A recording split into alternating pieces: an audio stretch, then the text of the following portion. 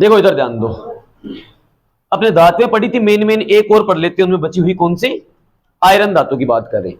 Iron और लोहे की खास बात क्या है, मैंने आपको पढ़ाई भी थी। मानव रक्त के अंदर सबसे अधिक मात्रा में कौन सी धातु है, पहला क्वेश्चन तो यही है, आयरन। और पृथ्वी के भूगर्भ से, दोबारा लिखना चाहो लिख लो, बाकी मैं वन लाइनर में आपको लिखवा चुका हूं। पृथ्वी के भूगर्भ से सबसे अधिक मात्रा में निकाले जाने वाली धातु, पाए जाने वाली धातु कौन है, बहुत पुराना प्रश्न हो गया, सबको याद ही होना चाहिए। तो अब देखो, आपको लोहा चाहिए, आप खोदोगे तो सीधा आपको आयरन नहीं मिलेगा। लोहा आवर्त सारणी में कितने नंबर पे आता है, 25। ऐसे पढ़ाया था शक्ति वाली कार में, फिर 26 सॉरी, शक्ति वाली कार में फिर कोई निकला कॉपर जिंक, 26 नंबर पे आता है। लोहा एक संक्रमण धातु है, लोहा जरूरत पड़ने पर 2 इलेक्ट्रॉन भी त्याग सकता है, और जरूरत पड़ी तो 3 भी त्याग सकता है। यानी लोहे की संयोजकताएं 2 होती है, +2 भी होता है, +3 भी। क्या होती है, संक्रमण धातु है। संक्रमण धातु की संयोजकता 1 से अधिक होती है, तो 2 त्यागेगा तब तो इसको आप कहोगे फेरस। देखो 2 और 3, 2 होगा तो आप बोलोगे फेरस, 3 होगा तो क्या बोलोगे। तो या तो धरती से आप खोदोगे तो आपको मिलेगा फेरस ऑक्साइड, या आपको मिलेगा फेरिक ऑक्साइड। फेरस ऑक्साइड को आप कहोगे, जबकि फेरिक ऑक्साइड को आप कहोगे मैग्नेटाइट। पेपर में क्वेश्चन आएगा, हेमेटाइट किस धातु का यश है, आयरन का है। मैग्नेटाइट किस धातु का यश है, आयरन का है। निम्न में से कौन सा एक आयरन का एशक है, बॉक्साइट, अर्जेंटाइट, है ना, सिल्वरेटाइट, हेमेटाइट। हेमेटाइट नहीं तो फिर, तो या तो निकलेगा हेमेटाइट या निकलेगा, ये 2 तो निकलेंगे इसके अयस्क। अब लोहा बाहर क्या क्या काम करता है, यौगिक क्या बनाता है, कैसी अभिक्रियाएं करता है, वो पढ़ते हैं। ठीक है, यहां तक क्लियर है ना सबको। चलो इधर देखो, अब जो आयरन है उसके प्रकार भी होते हैं, लोहे के प्रकार भी हैं। लिखो आयरन के प्रकार।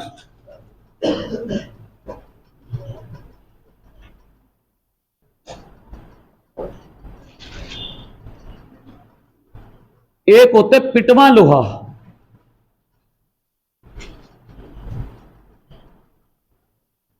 पिटवा लोहा, ठीक है, सबसे शुद्ध लोहा होता है। ये पेपर में आता है, लोहे का सबसे शुद्धतम रूप कौन सा होता है, पिटवा लोहा, डलवा लोहा, इस्पात, कच्चा लोहा, मृदु लोहा, ऐसे नाम आएंगे। तो क्या बोलोगे आप, लोहे का सबसे शुद्धतम रूप है पिटवा लोहा, इसमें सबसे कम अशुद्धियां होती हैं। अगर पूछे लोहे का अशुद्ध रूप, वो होता है डलवा लोहा। डलवा लोहा लोहे का अशुद्धतम रूप, या अशुद्ध लोहा कौन सा लोहा होता है, डलवा लोहा। 2 याद रखना, एक और भी होता है वैसे, कच्चा लोहा होता है, मृदु लोहा, पिग आयरन कहते हैं। आपके काम की चीजें छोड़ो, एक और पढ़ लो आप। एक नाम आता है इस्पात, पढ़ा होगा, मागड़ी में कहते हैं पात, पातड़ो, लो, है ना, कहते हो ना इस्पात। इंग्लिश में कहते हैं स्टील, इस्पात को इंग्लिश में कहते हैं स्टील। आप जिसको स्टील कहते हो ना, स्टील की थाली, स्टील का गिलास, स्टील का जग, वो स्टील नहीं होता, वो अलग होता है, वो मिश्र धातु होती है। ब्रांच में ना बहुत बार बताए, इस्पात होता है, इसी को स्टील कहते हैं। क्या होता है, कार्बन और आयरन, कार्बन तथा लोहे का मिश्रण है ना, उसको कहते हैं इस्पात। यानी इस्पात एक मिश्र धातु है। पेपर में क्वेश्चन आ जाता है, इस्पात किस किस का मिश्रण है, आप कहोगे आयरन तथा कार्बन। लोहे और कार्बन का मिश्रण ना, उसको इस्पात या स्टील कहते हैं। कैसा मिश्रण होता है, 98.5% आयरन होता है, 98% लोहे के अंदर आप 1.5% कार्बन मिला दो, वो इस्पात बन जाता है स्टील। क्या काम करते हैं, चुंबक बनाते हैं, चुंबक। कौन सी? स्टेबल मैग्नेट, स्थायी चुंबक होती है, जो आप चुंबक काम में लेते हो ना, वो ऐसे ही बनती है। पेपर में क्वेश्चन आता है, चुंबक बनाने में किसका उपयोग किया जाता है? इस्पात का, या इस्पात का उपयोग क्या है? तो नीचे लिखा होगा चुंबक बनाने में काम आती है। तो स्थायी चुंबक बनाने में किस लोहे का उपयोग किया जाता है? इस्पात का करते हैं। बाकी इस्पात लोहा नहीं, एक मिश्र धातु है। आयरन के बारे में आपको इतना ध्यान रखना, ठीक है? क्लियर है? एक बात और पढ़ लेते हैं, इधर देखो, लोहा जो होता है ना, उससे सोना में बनता है। मैंने आपको पढ़ाया था ना, झूठा सोना, रोल्ड गोल्ड नहीं, झूठा सोना। रोल्ड गोल्ड अलग है। रोल्ड गोल्ड तो एल्यूमिनियम प्लस कॉपर होता है रोल्ड गोल्ड। हाँ, खोटड़ियों सोना है रोल्ड गोल्ड। मैं क्या बता रहा हूं? झूठा सोना, नकली सोना, बेवकूफों का सोना। पढ़ाया भी था शायद मैंने आपको, नकली सोने के बिस्किट पकड़े जाता है ना, हाँ वो यही होता है। चुना लगाने वाले आते हैं जो, बेवकूफों का सोना। वो क्या होता है? वो होता है FeS2। Fe मतलब आयरन, S का मतलब है सल्फर। तो इसे आप आयरन सल्फाइड कह लो, या आप इसे आयरन पायराइट कह लो, या तो आप आयरन सल्फाइड कहो, नहीं तो आप आयरन पायराइट भी कह सकते हो। आयरन पायराइट की चमक बिल्कुल सोने के जैसी होती है। इसकी पहचान जोरी या सुनारी कर सकता है, आम लोग नहीं पहचान सकते। इसकी चमक बिल्कुल डेटोकॉपी सोने की जैसी है, चमक दमक एकदम मस्त दिखता है। नकली सोना होता है। पेपर में आता झूठा सोना या बेवकूफों का सोना किसे कहते हैं? तो आप कहोगे आयरन सल्फाइड को कहते हैं। एक और ध्यान रखना, लोहे पर जंग लग जाता है, बिल्कुल जंग समझते हो, ऑक्सीडेशन होता है, संक्षारण, बागड़ी में काट कह देते अपने, काट। कब लगता है? बारिश के बाद के मौसम में आप लोहे को बाहर छोड़ दो, जंग लग जाएगा। कैसे लगा? बारिश के बाद के मौसम में क्या है? वायुमंडल में नमी है, तो एक तो लोहा प्लस में नमी, वायुमंडल से ऑक्सीजन आई, तीन चीजें मिली, जंग लग गया। लोहे को जंग से सुरक्षित रखने के लिए धातु की परत चढ़ाते हैं, जिंक, ठीक है? पेपर में क्वेश्चन आ जाता है, लोहे को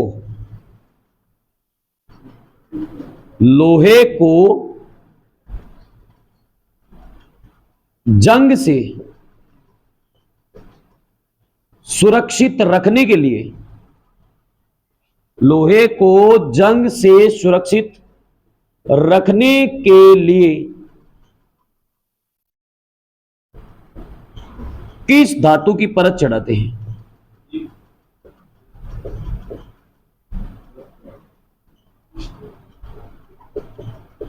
आजकल आपने घरों में अगर लोहे के गेट वगैरह लगाए हैं, तो सारे आजकल जो आयरन लेके आते हैं ना, यही लेके आते हैं।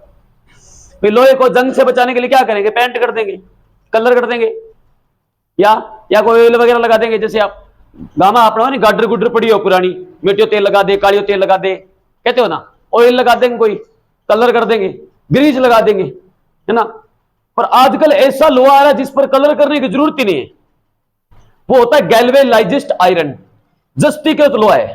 थोड़ा महंगा होता है सामान्य लोहे से, ठीक है ना, महंगे वाला लोहा आता है। लिखा होता है पट्टी का ISI लिखा होता है ना, SI मार्का लगा होता है ना, वहां पे ISI से लगा होता है, वहां पे लिखा होता है गैल्वेनाइज्ड आयरन। मतलब इस लोहे पे पहले से जिंक की परत चढ़ी हुई है, कलर ना करो भले, वाटरप्रूफ है, जंग लगेगा नहीं। तो लोहे को जंग से सुरक्षित रखने के लिए किस धातु की परत चढ़ाते हैं? वो है जिंक। आवर्त सारणी में आता है 30 नंबर पे आता है ना, जिंक, जिंक की परत चढ़ाते हैं। इस प्रक्रिया का नाम पूछे, लोहे को जंग से सुरक्षित रखने के लिए जिंक धातु की परत चढ़ाई जाती है। यह प्रक्रिया क्या कहलाती है? इस प्रक्रिया का नाम है यशद लेपन। ये जो आप प्रक्रिया कर रहे हो, इसका नाम यशद लेपन है। यशद लेपन ना बोलो तो जस्तीकरण कह लो हिंदी में। भाई जस्ते की परत चढ़ा रहे हो तो क्या बोलोगे? जस्तीकरण, जस्ते की परत चढ़ा रहे, जस्तीकरण। ना बोलो तो गैल्वेनीकरण कह लो, गैल्वेनीकरण। ये ना बोलो तो गैल्वेलाइजेशन कह लो इंग्लिश में। तो गैल्वेलाइज्ड आयरन नाम होता है।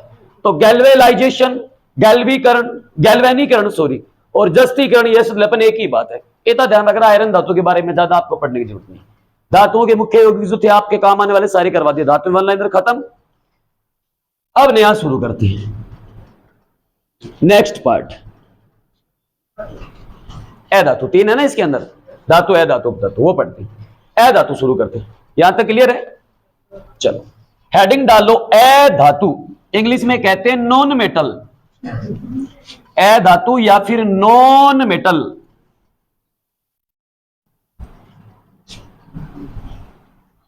धातु की जो परिभाषा थी, धातु किसकी है? धातु की उल्टी है ना?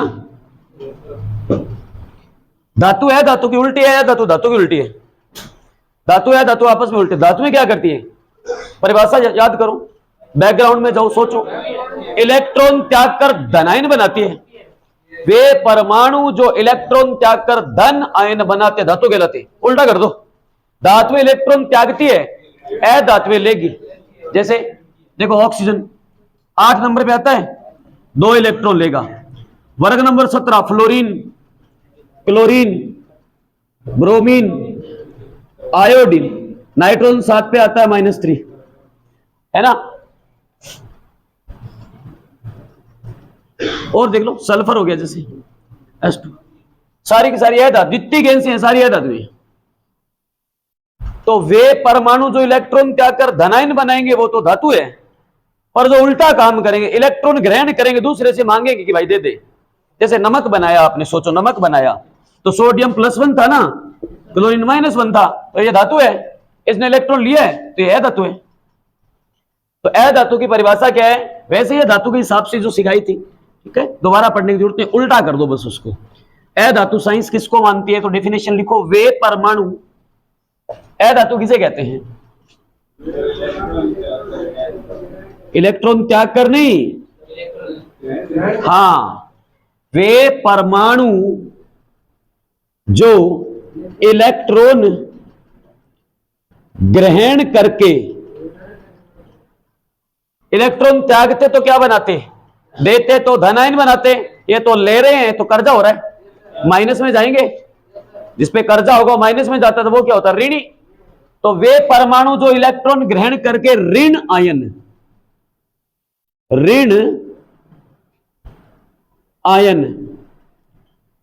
का निर्माण करते हैं, ए धातु कहलाते हैं। तो पेपर में पूछेंगे धातु होती है तो आप कहोगे इलेक्ट्रॉन दाता, धातु इलेक्ट्रॉन देती है। ए धातु होती है इलेक्ट्रॉन ग्राही। धातु किस आयन का निर्माण करती है? धन आयन। ध से धातु, ध से धन आयन। तो ए धातु में उल्टा कर दो, ऋण आयन। जैसे हमने कुछ धातु के गुण लिखे थे कि धातु में कठोर होती है, तन्य होती है, चमकीली होती है, अधात वर्ध्य होती है, प्रतिध्वनिपूर्ण होती है, ऊष्मा विद्युत की सुचालक होती है। ये धातु गुण थे, सारे गुण उल्टे कर दो। ए धातु है, ना ही तो कठोर है, ना ही तन्य है, ना ही अधात वर्ध्य है, ना ही प्रतिध्वनिपूर्ण है, ना ही ऊष्मा विद्युत की सुचालक है, ना ही चमकीली है। धातु के सारे गुण उल्टे कर दो, वह धातु बन जाती है। तो ए धातु में ऐसा कोई गुण नहीं है। खास बात क्या है? एक गुण आप लिख सकते हो, लिखना चाहो तो। कठोरता नहीं होती इसके अंदर, तन्यता नहीं होती, अधात वर्ध्यता नहीं होती, प्रतिध्वनिपूर्ण नहीं होते, है ना, और चमकीले भी नहीं होते, ऊष्मा विद्युत के होते हैं, कुचालक। धातु ऊष्मा और विद्युत की क्या थी? थप्पड़ मार दूला, सुचालक। ए धातु में ऊष्मा तथा विद्युत की होती है, ए धातु में ऊष्मा तथा विद्युत की कुचालक होती है। धातु में होती है सुचालक, ए धातु में होती है कुचालक, विद्युत की कुचालक होती है। तो पेपर में आएंगे धातु में ऊष्मा तथा विद्युत की होती है, आप कहोगे सुचालक।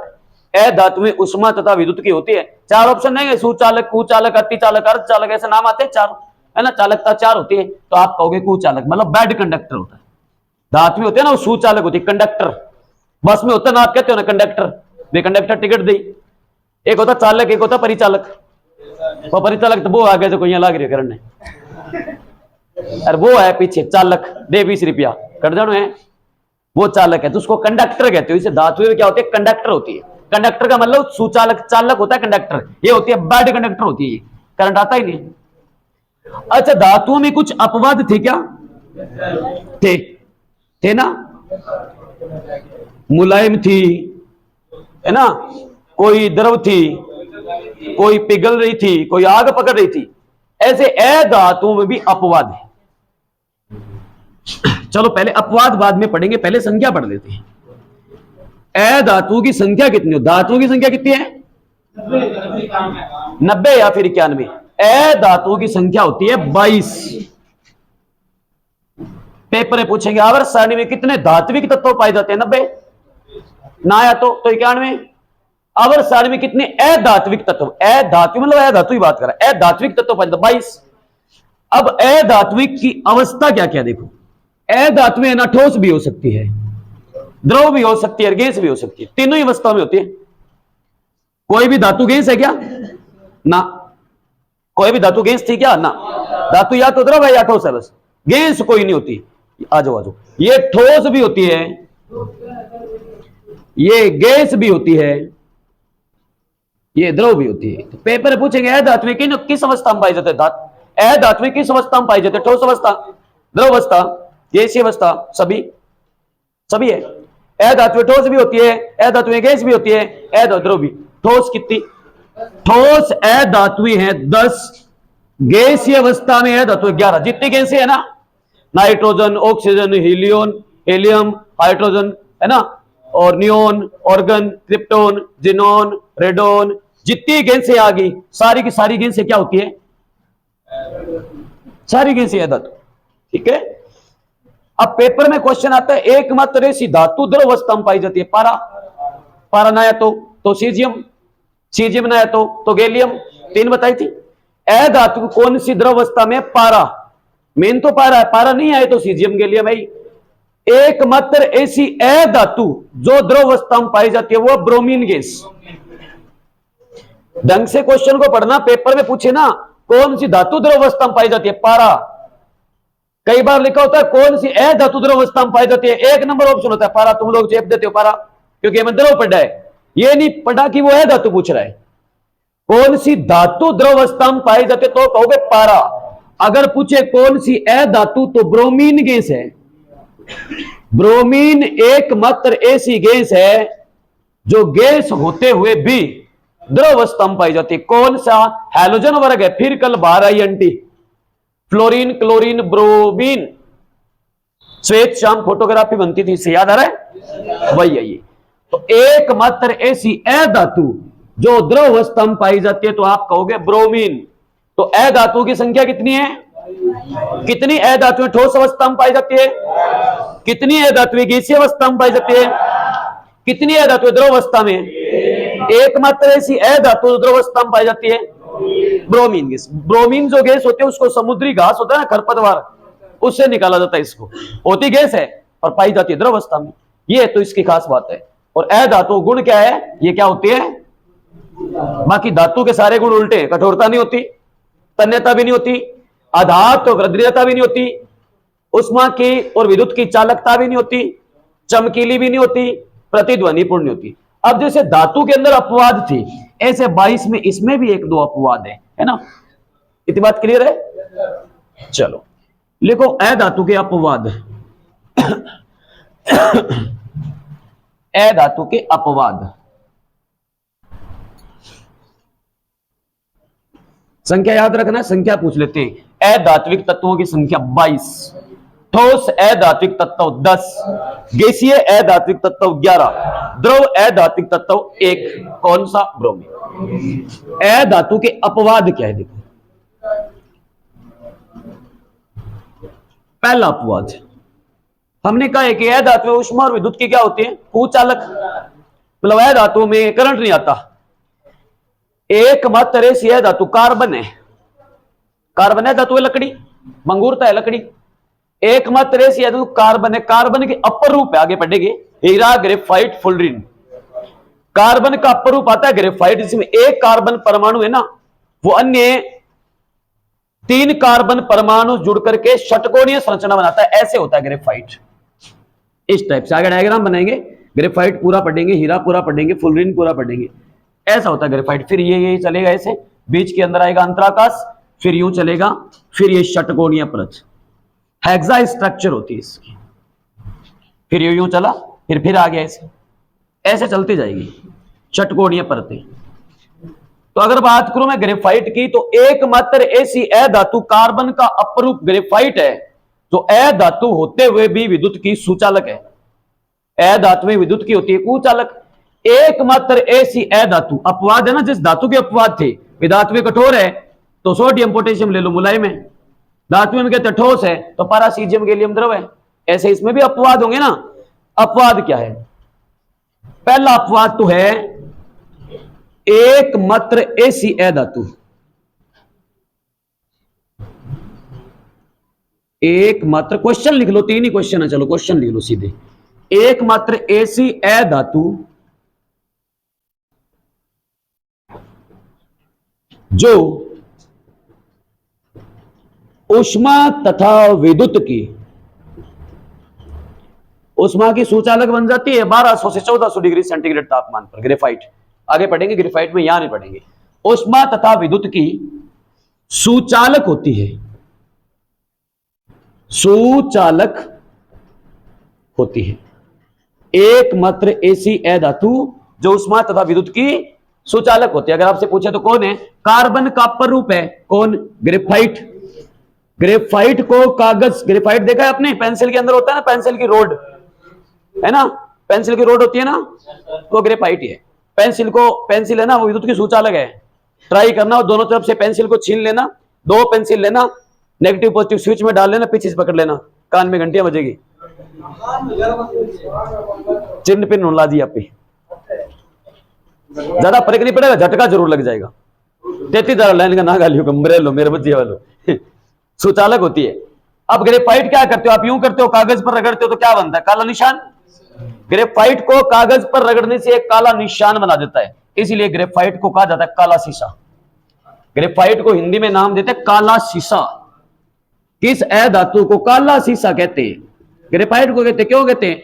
ग्रेफाइट को कागज पर रगड़ने से काला निशान बना देता है पेंसिल से, इसलिए नाम काला शीशा है। एक और क्वेश्चन, हम कहते हैं धातु में क्या होती है? चमकीली होती है, कठोरता होती है, तन्यता, अधात्म्यता, चमकीली, ये आ गया है ना। द्रव अधातु पढ़ाई थी मैंने आपको, अधातु एक ही ऐसी अधातु द्रव है, अभी पढ़ाई थी। दूसरा अपवाद ये कि अधातुओं में द्रव भी होता है, ब्रोमीन गैस है।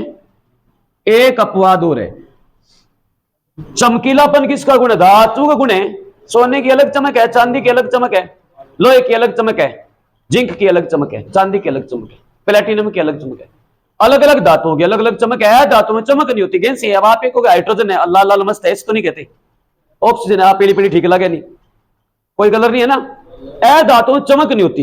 एकमात्र ऐसी अधातु जो अधातु होते हुए भी चमकीली है, वो है आयोडीन। नमक के अंदर होता है ना, मस्त दिखता है, शानदार। तो एकमात्र ऐसी अधातु जो चमकीली होती है। चमकीलापन किसका गुण है? धातुओं का है, अधातुओं का नहीं है। एकमात्र ऐसी अधातु जो चमकीली होती है वो है आयोडीन। तो नेक्स्ट लिखो, एकमात्र ऐसी अधातु, एकमात्र ऐसी अधातु जो चमकीली होती है। चमकीलेपन का गुण धातुओं का है। 22 में से एक ही अधातु है जो चमकीली है, वो है आयोडीन। सुना होगा आयोडीन के बारे में, तो पढ़ाया भी था मैंने आपको। कहां पर?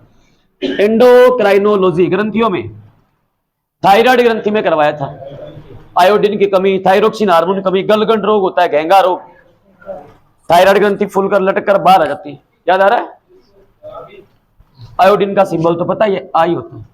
क्या हो गया है? अच्छा, मैं सोचा बारिश आगे ठंड हो जाएगी, टंकी भरी है। तावड़ा बारिश को नहीं हंस के किसने कहा? हो सकता है बागड़ी में कहते थे ना बचपन में, दोपहर में भूत नाचेगा, है ना। ऐसा कुछ नहीं है। सूर्य का प्रकाश है, उसके आगे जब अवरोध नहीं आएगा तो प्रकाश धरती पर आएगा ही। अब प्रकाश आ रहा तो ये थोड़ी हो रहा है कि इधर से बारिश आ रहा तो बोल देगा मैं आवागे तो मैं रुक जाऊं। ऐस तो उसका प्रकाश तो आएगा, बारिश का अलग काम है, जरूर थोड़ी तावड़ा मेघ होनी आज के मानसून पर डिपेंड करता तावड़ा पर मेघ को कई लेने भाई। इधर देखो खत्म। चलो अब शुरू करते हैं अपने एक एक। यहां तक क्लियर है ना सबको? सिंपल सिंपल बातें, कोई खास चीज नहीं। इंपॉर्टेंट क्वेश्चन है, सारे ध्यान रखना। अब सबसे पहले है धातु, शुरू करते हैं अपने हाइड्रोजन।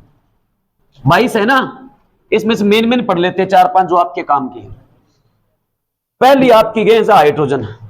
और हाइड्रोजन वैसे भी इंपॉर्टेंट ही है, केमिस्ट्री में शुरुआत ही इसी से ही होती है। रासायन विज्ञान का क्या कबूतर यही है। उसके बाद में ख खरगोश हीलियम आता है, ठीक है। हाइड्रोजन, हाइड्रोजन को लिखते हैं अपने H+, कभी H- लिखते। कितने नंबर पे आता है हमारी सारणी में? तो इलेक्ट्रॉन भी कितना होगा? तो कक्ष भी 1 होगा। किसी परमाणु के पहले कक्ष में कितने इलेक्ट्रॉन होने चाहिए? 1 इसके पास है, 1 की कमी है, तो 1 ले तो कोई घाटा नहीं, 1 दे तो कोई घाटा नहीं बनता। तो ऐसे ही है, पहले कक्ष में 2 होने चाहिए, इसके पास 1 है। आपका काम 2 लाख से चल रहा है, आपके पास 1 लाख है, तो 50-50 का ऑप्शन है। 1 लाख कर्जा ले लो या 1 लाख ब्याज पे दे दो, दोनों तरफ ही बराबर है ना। सीपी गिल बंद कर ले। इधर देखो, तो अब आप सोच रहे हो कि सर आप ये 1 देगा तो H+ बनाएगा, तो आपके दिमाग में आ रहा होगा कि पहले कक्ष में आता है 2 इलेक्ट्रॉन है, तो 1 ले भी तो सकता है। 1 लेके पूरा करता H- होता क्या? ना, हो ही नहीं सकता। क्यों? न्यूट्रॉन नहीं है भाई साहब के पास। परमाणु के अंदर इलेक्ट्रॉन होते हैं, प्रोटॉन होते हैं, न्यूट्रॉन, 3 कण होते हैं ना। हाइड्रोजन दुनिया का एकमात्र ऐसा तत्व है जिसके अंदर इलेक्ट्रॉन और प्रोटॉन 2 ही चीजें, न्यूट्रॉन है ही नहीं। तो ये इलेक्ट्रॉन ले नहीं सकता, खाली दे ही सकता है, इसलिए सदैव बनेगा H+। ये H+ है, ये किसी कण के जैसा दिख रहा है क्या? देखा देखा लग रहा है आपको? ये परमाणु में किसी के जैसा देखा देखा लग रहा है? परमाणु में ये देखो, इस पर माइनस है। E ऐसा कण है जिस पर एक ऋणावेश है, सही बात है। P ऐसा कण है जिस पर एक धनावेश है, इस पर है ही नहीं। तो चाहे मैं A पॉजिटिव लिखूं, चाहे मैं Z पॉजिटिव लिखूं, चाहे मैं P पॉजिटिव लिखूं, चाहे मैं X पॉजिटिव लिखूं, चाहे मैं N पॉजिटिव लिखूं, सबका मतलब क्या है? प्रोटॉन है। एक ऐसा कण है जो एक धनावेश है, तो इसको मैं H पॉजिटिव लिख दूं तो भी प्रोटॉन है। मतलब हाइड्रोजन आयन की तुलना प्रोटॉन से की जाती है। प्रोटॉन पर भी एक धनावेश होता है, हाइड्रोजन पर भी एक धनावेश होता है। पेपर में क्वेश्चन आता है किस आयन की तुलना प्रोटॉन से की जाती है? हाइड्रोजन कर सकते हो, क्यों? हाइड्रोजन पर एक धनावेश है, तो प्रोटॉन पर भी एक ही धनावेश है, दोनों बराबर है, ठीक है। इसलिए मैंने यहाँ पॉजिटिव लिखा है। अपनी खास खास बातें पढ़ते हैं हाइड्रोजन की, एरो लगा के लिखते जाना, सबके उत्तर हाइड्रोजन ही। सबसे पहला, दुनिया का या आवर्त सारणी का सबसे हल्का तत्व कौन है? दुनिया का सबसे हल्का तत्व पूछे तो आप कहोगे हाइड्रोजन। तत्व ना आए, दुनिया का सबसे हल्का परमाणु, तो भी हाइड्रोजन।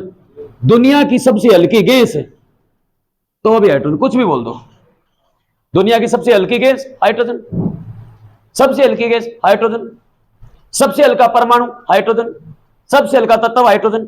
अब आप कहोगे सबसे हल्की गैस हीलियम है, नहीं है। सबसे हल्की अक्रिय गैस हीलियम है, सबसे हल्की गैस तो हाइड्रोजन ही है। अक्रिय नाम आया ना, तो हाइड्रोजन। और दूसरी बात क्या बोल सकते हैं इसके बारे में? आप कह सकते हो सबसे हल्की ज्वलनशील गैस। हाइड्रोजन ऐसी गैस है जिसके पास आप जलती हुई तिल्ली या मोमबत्ती लेकर जाओगे, फट फट की ध्वनि आएगी। एक बोतल के अंदर आपके पास हाइड्रोजन है, जैसे आप ढक्कन निकालोगे, बोतल के मुख के पास आप जलती हुई तिल्ली कर देना, पटाखे बजेंगे, फट फट फट फट की ध्वनि आएगी। ये क्वेश्चन पेपर में आया होगा, फट फट की ध्वनि के साथ जलने वाली गैस कौन? यही है। तो दुनिया की सबसे हल्की गैस है, कौन सी है? ज्वलनशील है। अगर पूछे है ज्वलनशील, तो वो हीलियम है, वो जलती नहीं। अक्रिय हीलियम, अज्वलनशील वो हीलियम, ऐसा फर्क है दोनों में। तीसरा, फट फट की ध्वनि। फट फट की ध्वनि इंग्लिश में कहते हैं पॉप साउंड। सीटेट में आया हुआ क्वेश्चन है, फट फट की ध्वनि पॉप साउंड के साथ ज्वलनशील गैस पूछा गया था, कौन सी है? 4 गैसें दी गई थी, तो सिंपल सी बात है, फट फट की ध्वनि को इंग्लिश में पॉप साउंड कहते हैं। फट फट की ध्वनि के साथ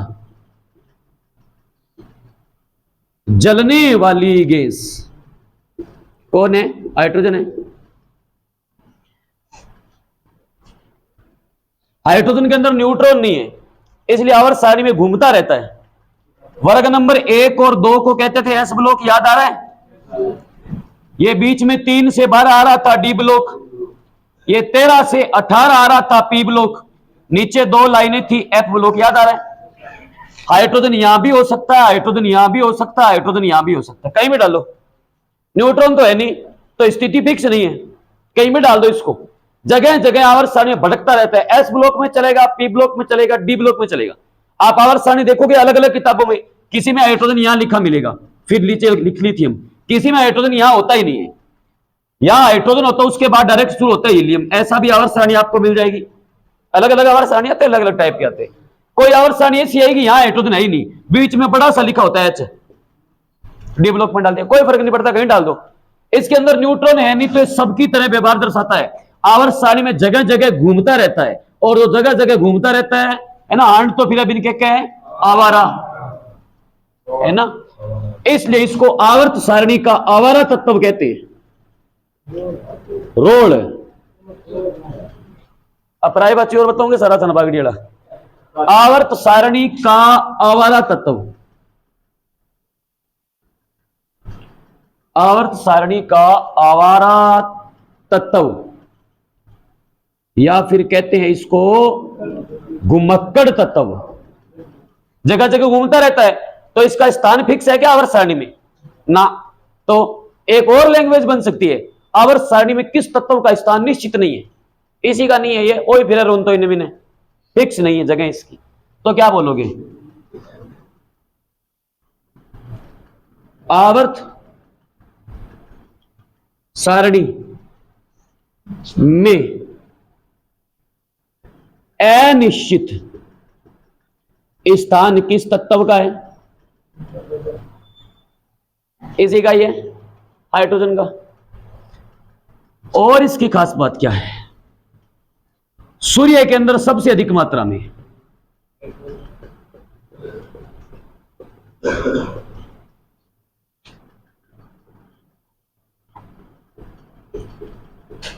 सूर्य में सबसे अधिक मात्रा में पाया जाने वाला तत्व, सूर्य में सबसे अधिक हाइड्रोजन है, ज्वलनशील है, इसलिए सूर्य आग का गोला है, ये जलता है तो सूर्य से हीट निकलती है बाहर, 15,000 डिग्री सेंटीग्रेड क्रोड का टेम्परेचर है उसका, इसलिए सूर्य पे जा नहीं पाते। सूर्य क्या है, सन मानते हो ना, 70% तो हाइड्रोजन है, 29% हीलियम है, मतलब 99% सूर्य है ना वो गैस ही है, इसलिए सूर्य को आग का गोला कहते हैं, गैस है, ठीक है। 1% कार्बनिक और अकार्बनिक पदार्थ है। तो सूर्य में सबसे अधिक मात्रा में पाया जाने वाला तत्व पूछे तो कौन है? हाइड्रोजन। कितना? 70%। 71 नहीं, 1% कार्बनिक और अकार्बनिक पदार्थ है। 70% हाइड्रोजन, 29% सूर्य में हीलियम, 1% कार्बनिक और अकार्बनिक पदार्थ, सबका मिश्रण कहलाता है आग का गोला सूर्य। 71 नहीं, गलत है। इधर देखो, ये हो गया। अब हाइड्रोजन जो है ना, देखो हाइड्रोजन क्या करता है, जलता है क्या? जलता है। अरे कोई भी चीज जलती है तो वो क्या होती है? ईंधन है ना। लकड़ी क्या है? ईंधन है। कोयला ईंधन है। डीजल ईंधन, पेट्रोल ईंधन, केरोसिन ईंधन, एलपीजी, सीएनजी, वे पदार्थ जो हमें जल करके उष्मा धुआं रात प्रदान करवाते हैं, उष्मा धुआं देते हैं, उसको हम ईंधन कहते हैं। तो हाइड्रोजन भी जलेगा। अब ईंधन बहुत है, देखो कोयला है ना, लकड़ी है, पेट्रोल है, डीजल है, केरोसिन है, कोक है, चारकोल है, एलपीजी, सीएनजी, जल गैस, वायु गैस, भाप गैस, अंगार गैस, कोल गैस, तेल गैस, गोबर गैस, बहुत ईंधन है ना। सबसे बेस्ट इन सब में से सबसे अच्छा गैस ये ईंधन हाइड्रोजन है। इसका उष्मीय कैलोरी मान होता है 550 किलो कैलोरी। इतना उष्मीय कैलोरी मान किसी भी ईंधन का नहीं है, इतनी उष्मा कोई नहीं देता। सबसे ज्यादा उष्मीय मान इसका है। तो इसको काम मेरे जो रॉकेट में, रॉकेट लॉन्च करते हैं ना, रॉकेट लॉन्च होती है, पीछे धुआं से निकलता है ना, ऐसे प्लाइन वेग को पार करके जाती है, वो धुआं से निकल रहा है ना जो, तो वो हाइड्रोजन गैस है। रॉकेट लॉन्च हिंदी में कहते हैं रॉकेट प्रणोदन। तो रॉकेट प्रणोदन में द्रव ईंधन कौन होता है? रॉकेट में क्या भरा था? पेट्रोल थोड़ी है। पेट्रोल पंप पर आज 5 लीटर गाली भाई, 10 लीटर डीजल गाड़ी में जावा रॉकेट ले, ऐसा तो नहीं है। तो वो द्रव ईंधन के रूप में हाइड्रोजन काम आता है। तो अगर पूछे रॉकेट प्रणोदन में, रॉकेट प्रणोदन, प्रणोदन समझते हो, लॉन्च, रॉकेट लॉन्च करना, हिंदी में कहते हैं प्रणोदन। प्रणोदन हमारे गुरुत्वाकर्षण से बाहर जाना होता है। रॉकेट प्रणोदन में द्रव ईंधन के रूप में, रॉकेट प्रणोदन में द्रव ईंधन के रूप में कौन काम आता है? तो रॉकेट में द्रव हाइड्रोजन भरा होता है। इससे ज्यादा ऊष्मीय कैलोरीमान किसी का ही नहीं है, सबसे कम प्रदूषण करता है ये, इसलिए इसको कहा जाता है सबसे अच्छा गैसीय ईंधन। पेपर में क्वेश्चन आया सबसे अच्छा गैसीय ईंधन कौन है? एलपीजी, सीएनजी, कोयला गैस, या यूं बोल देंगे एलपीजी, सीएनजी, गोबर गैस, नीचे लिखा होता है हाइड्रोजन। तो लोग हाइड्रोजन पे ध्यान नहीं देते, एलपीजी सीएनजी पे इधर ध्यान देते, गोबर गैस पे, सोचते गोबर बढ़िया होगा, गोबर से बनती होगी। सबसे बढ़िया अगर पूछे सबसे अच्छा गैसीय ईंधन पूछे, सबसे बेस्ट हाइड्रोजन है। सबसे अच्छा गैसीय ईंधन पूछे तो हाइड्रोजन है। इसका ऊष्मीय कैलोरीमान होता है 550 किलो कैलोरी। इतना ऊष्मीय कैलोरीमान किसी ईंधन का नहीं है, ना गोबर गैस का है, ना एलपीजी का है, ना सीएनजी का है, ना जल गैस का है, ना भाप गैस का है, ना कोल गैस का है ना तेल गैस का है, किसी का नहीं है। तो हमारे पास जो ईंधन है वो परंपरागत है। जैसे कोयला है, ऊर्जा का कैसा स्रोत है? परंपरागत है, अनवीकरणीय स्रोत है। पेट्रोल डीजल क्या है? अनवीकरणीय है, परंपरागत, पुरानी है। एक बार खत्म हो गए दोबारा आ जाएंगे ना? नहीं आएंगे। कब आएंगे? एक बार धरती सृष्टि का विनाश जरूरी है। कोयला और पेट्रोलियम बनाने के लिए धरती पर एक बार उथल पुथल होना, प्राकृतिक आपदा आना जरूरी है। फिर हजारों वर्षों का समय लगेगा, हम पड़े पड़े अंदर दबेंगे, मिट्टी की परतें चढ़ जाएगी, सड़ जाएंगे, फिर हमारा कोयला बनेगा। तो ऐसे कोयला नहीं आता। तो कोयला तो परंपरागत है, पेट्रोलियम भी परंपरागत है। तो हमारे ऊर्जा के स्रोत कोयला और पेट्रोलियम के भंडार तो सीमित है। तो आने वाले समय में कभी तो ये समाप्त होंगे, होंगे होंगे। जब ये समाप्त हो गए, पेट्रोल डीजल खत्म हो गया, क्या हम गाड़ी नहीं चलाएंगे? खाना नहीं पकाएंगे एलपीजी से? गाड़ी भी चलाएंगे, खाना भी पकाएंगे।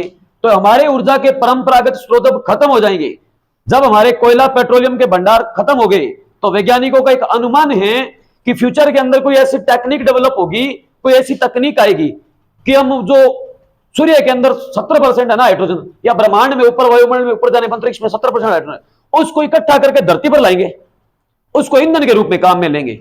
इसलिए हाइड्रोजन को भविष्य का ईंधन कहा जाता है। अनुमान है एक, ठीक है, सबसे बढ़िया है ना, आगे काम आएगा, इसलिए इसको कहते हैं फ्यूल ऑफ फ्यूचर। पेपर में क्वेश्चन आता है भविष्य का ईंधन किसे कहते हैं? हाइड्रोजन को कहते हैं। क्यों कहते हैं? क्योंकि हमारे ईंधन के भंडार तो समाप्त हो जाएंगे, तो फ्यूचर में यही काम आएगा, ऐसी टेक्निक आ जाएगी। फिर आने वाले समय में वैज्ञानिक को टेक्निक डेवलप कर लेंगे। भविष्य का ईंधन किसे कहते हैं? हाइड्रोजन को। इतनी खास बात है, देखो सबका एक ही उत्तर है, क्या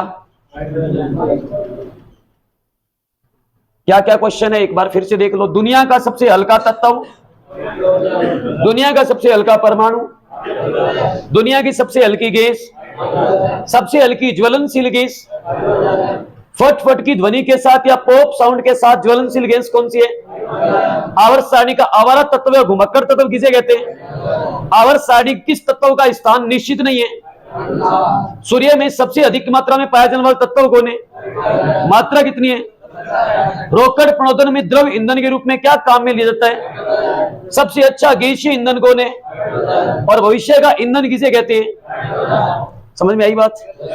अब जो हाइड्रोजन है वो होता है 3 प्रकार का, नोट कर लिया? अब देखो, लिखो हाइड्रोजन के प्रकार।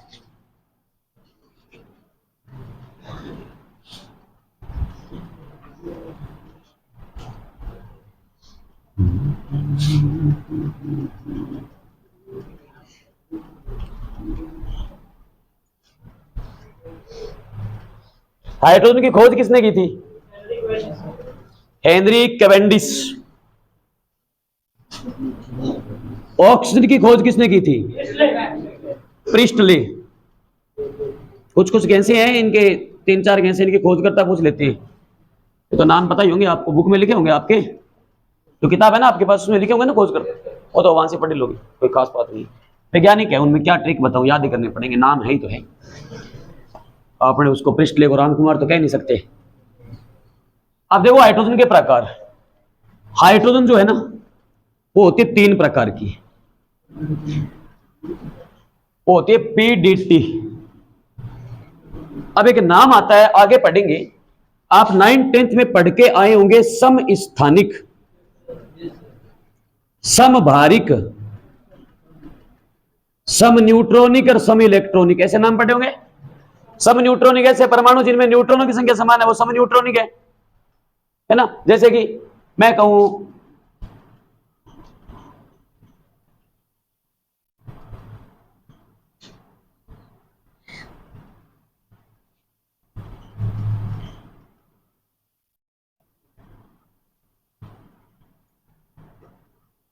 कार्बन 6 पे आता है, कार्बन के समस्थानिक 12 होता है, 13 होता है, 14 होता है, 15 होता है, 16 होता है, 17 होता है, इतने कार्बन है।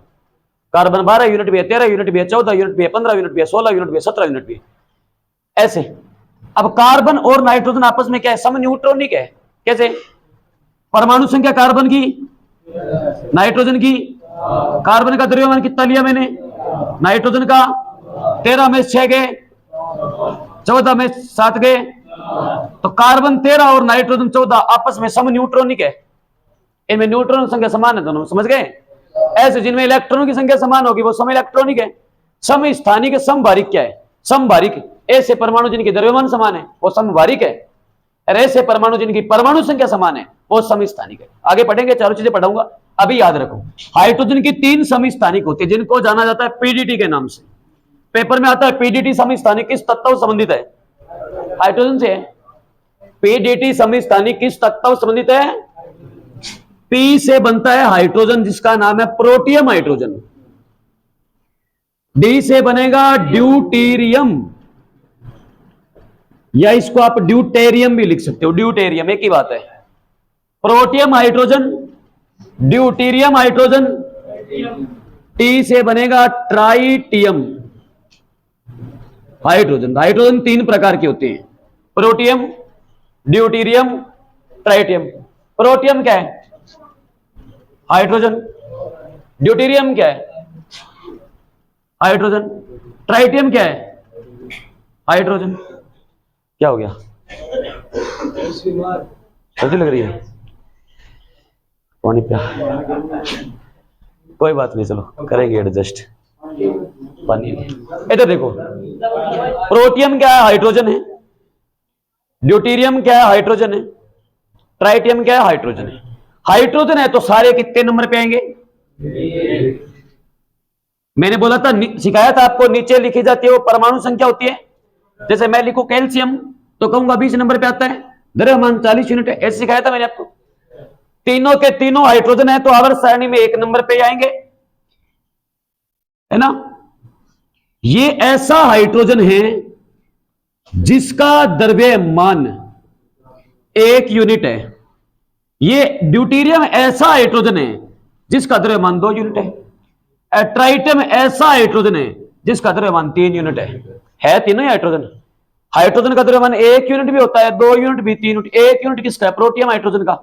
2 unit deuterium hydrogen, 3 unit tritium hydrogen का होता है। अच्छा, तो इसमें इलेक्ट्रॉन कितने हैं, प्रोटॉन कितने और न्यूट्रॉन कितने हैं। अच्छा, एक चीज और मुझे याद आई, एक लाइन पढ़ी तो ऊपर जहां आपने हाइड्रोजन, इससे पहले लिख लेना, दुनिया का एकमात्र ऐसा तत्व जिसमें न्यूट्रॉन नहीं होता।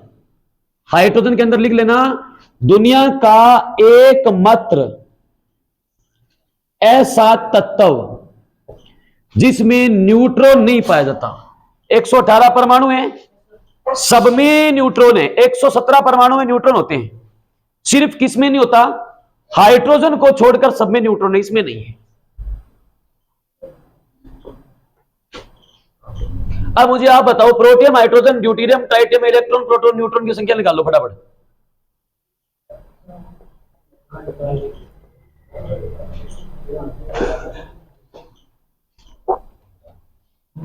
क्या बोल रहा है मैंने, दुनिया का एकमात्र ऐसा तत्व जिसमें न्यूट्रॉन नहीं पाया जाता है, कौन है, हाइड्रोजन है, न्यूट्रॉन नहीं होता, नहीं होता। तो ये मैंने आपको सिखाया था, जो नीचे लिखी जाती है वो परमाणु संख्या होती है, नहीं होती क्या यार? जितनी परमाणु संख्या होती है उतने इलेक्ट्रॉन होते हैं, और जितने इलेक्ट्रॉन होते हैं उतने प्रोटॉन होते हैं, याद आ रहा है?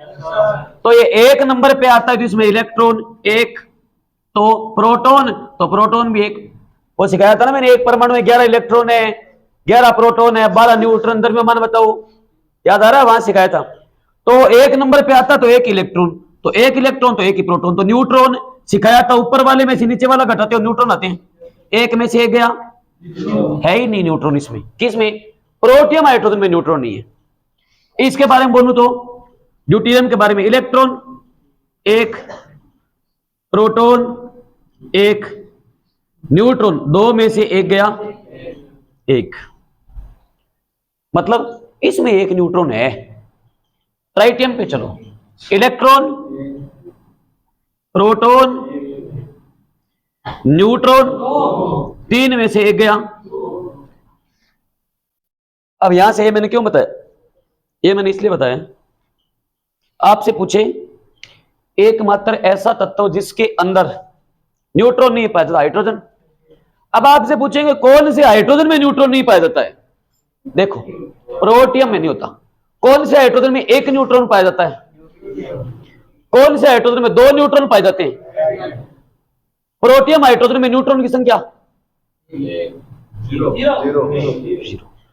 ड्यूटेरियम हाइड्रोजन में न्यूट्रॉन की संख्या, ट्राइटियम हाइड्रोजन में न्यूट्रॉन की संख्या। ये बात समझ में आई? पेपर में ऐसा क्वेश्चन आ गया, निम्न में से कौन सा एक हाइड्रोजन का समस्थानिक नहीं है? Protium, deuterium, tritium, titanium. Titanium है ना, वो धातु है, स्कैंडियम, टाइटेनियम 22 नंबर पे आती है, तो टाइटेनियम कर तो गया। कौन सा एक हाइड्रोजन समस्थानिक नहीं? Protium, deuterium, natrium, tritium. Natrium नहीं है, नेट्रियम सोडियम होता है। समझ गए ना? ऐसे क्वेश्चन बन जाते हैं। अब देखो, 1 यूनिट, 2 यूनिट, 3 यूनिट इनका द्रव्यमान है। आप यूं मान लो ये 1 किलो, 2 किलो और 3 किलो ऐसे वजन मान लो। तो मैं कहूं सबसे हल्का हाइड्रोजन, तो आप कहोगे 1 किलो। सबसे हल्का हाइड्रोजन तो प्रोटियम होता है। पेपर पूछे सबसे हल्का हाइड्रोजन कौन है? प्रोटियम। अब आप कहोगे भारी, तो आप कहोगे 3 किलो दिख रहा है, ट्राइटियम है, नहीं है। सबसे भारी ट्राइटियम नहीं है, ड्यूटेरियम है। क्यों है? कारण है, इतना उतारो पहले। आप थोड़ा चेयर लेके वहां बैठ जाओ, पंखो चलाओ, ये चेयर ले लो, वहां बैठ जाओ। फिर थोड़ा इधर हो रहे, बैठने दो गुड़िया को, बैठ जाओ, वहां बैठ जाओ, इन हो रहे खागड़ो।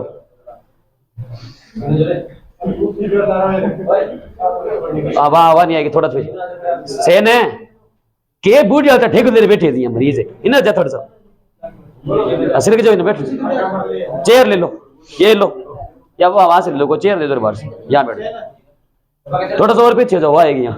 चलो यार, बस मजा से हो रहा है, पढ़ा है नहीं, गर्मी बहुत भी है, समझो बात को, ठीक है? तुम आगे हो, थोड़ा सा और पीछे हो जाओ, कोई दिक्कत नहीं, ठीक है? इधर देखो, अरे इधर ध्यान दे लो, अताई चालू कर दिए, नरेगा में तो कोई नहीं अड़ा, चुगली करो। अब देखो, इसको रफ कर दूं, चलो। अब आपसे पेपर में पूछे क्वेश्चन, सबसे हल्का हाइड्रोजन कौन है, सबसे भारी कौन है? तो आप सोचोगे सर ये 1 यूनिट, 2 यूनिट, 3 यूनिट, तो हम कह दे कि सब हल्का, हम ये कह दे कि सर प्रोटियम तो हल्का है, ड्यूटेरियम है, जो ट्राइटियम है वो भारी है, नहीं है। कारण ये है, यहां पर एक ही इलेक्ट्रॉन, एक ही प्रोटॉन, एक ही इलेक्ट्रॉन, एक ही प्रोटॉन, एक ही इलेक्ट्रॉन, एक ही प्रोटॉन। यहां पर प्रोटॉन एक है, न्यूट्रॉन है नहीं, यहां प्रोटॉन एक है, न्यूट्रॉन एक है, पर यहां देखो प्रोटॉन तो एक है, न्यूट्रॉन 2 है, ज्यादा हो गए। तो क्या हो जाएगा, अगर किसी परमाणु के समस्थानिक में प्रोटॉन से ज्यादा हो जाए न्यूट्रॉन, तो वो बढ़े हुए न्यूट्रॉन उस समस्थानिक के लिए घातक होते हैं। ऐसे बढ़े हुए न्यूट्रॉन पुनः उन्हीं प्रोटॉन से अभिक्रिया करके इस परमाणु को विखंडित करने का कार्य करेंगे, ब्लास्ट करेंगे, फोड़ देंगे इसको। इस गुण को कहा जाता है रेडियो सक्रियता, रेडियो एक्टिविता या रेडियो धर्मिता। पढ़ा होगा आपने मैडम क्यूरी, रेडियो सक्रिय समस्थानिक क्या है ना? तो कहते हो फ्रोंशियम, रेडियम, ऐसे नाम आते हैं, वो ये होता है। तो ट्राइटियम का तो पटाखा फूटेगा, ये तो रेडियो सक्रिय बन गया, क्योंकि इसमें प्रोटॉन से ज्यादा न्यूट्रॉन है, तो इसका तो ब्लास्ट होगा, तो इसकी तो कहानी खत्म, ये तो टूट गया। तो रेडियो सक्रिय है, ये तो भाई साहब प्रकृति में अस्तित्व होता ही नहीं इसका, ये रेडियो सक्रिय है। वो तो गया, पटाखा बज गया, अब 2 बज गए, पी और अब देखो 1 यूनिट 2 यूनिट, हल्का कौन, 1 यूनिट वाला भारी कौन, तो सबसे भारी हाइड्रोजन होता है ड्यूटेरियम, ना कि ट्राइटियम। समझ गए? तो लिखो क्वेश्चन, सबसे हल्का हाइड्रोजन, सबसे हल्का हाइड्रोजन, अगर पूछे सबसे हल्का हाइड्रोजन तो आप कहोगे प्रोटियम, या ऐसे भी कह सकते हैं हाइड्रोजन का सबसे हल्का समस्थानिक कौन होता है, प्रोटियम होता है। अगर पूछे सबसे भारी हाइड्रोजन, सबसे भारी, तो ड्यूटेरियम या ड्यूटीरियम, एक ही बात है, ड्यूटेरियम या ड्यूटीरियम। कई बुक्स में ड्यूटेरियम लिखा हुआ, कई में ड्यूटीरियम लिखा हुआ।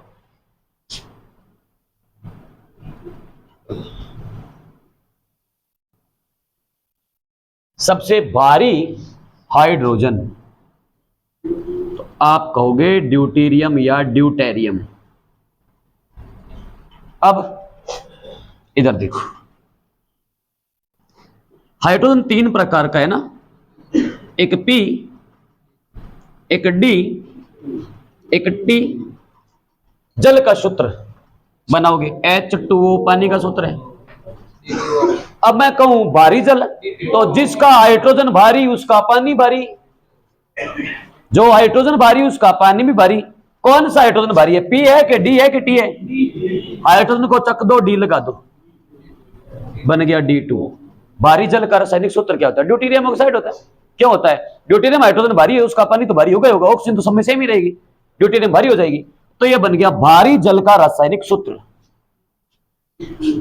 अच्छा, इससे पहले और लिख लो, रेडियो सक्रिय हाइड्रोजन, पेपर पूछेंगे हाइड्रोजन को कौन सा समस्थानिक रेडियो सक्रियता दर्शाता है, कौन होगा? जीवता हो गए तो बोलो फिर, हाइड्रोजन का रेडियो सक्रिय समस्थानिक कौन है? ट्राइटियम। या कौन सा हाइड्रोजन रेडियो सक्रियता दर्शाता है? ट्राइटियम। 3 हाइड्रोजन हो गए, तीनों के अलग अलग काम, हल्का, भारी और ये रेडियो सक्रियता। भारी जल का रासायनिक सूत्र, तो जिसका हाइड्रोजन भारी उसका पानी भी भारी। भारी पानी का सूत्र सबको पता है, H2O, और सबको याद होगा, अगर याद हो गया होगा भारी हाइड्रोजन D है तो H2O की जगह D2O लगा दो, रट्टा मारने को जरूरत ही नहीं, सिंपल सी बात। हाँ, हल्का वही है, साधारण जल होता है, हल्का जल नहीं कहते। साधारण जल पूछे H2O, भारी जल पूछे D2O, 2 हो जाते हैं। तो रासायनिक नाम बन जाएगा, D से तो बनेगा ड्यूटीरियम,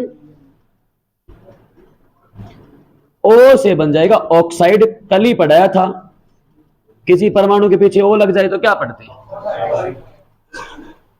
ठीक है, ड्यूटेरियम ऑक्साइड।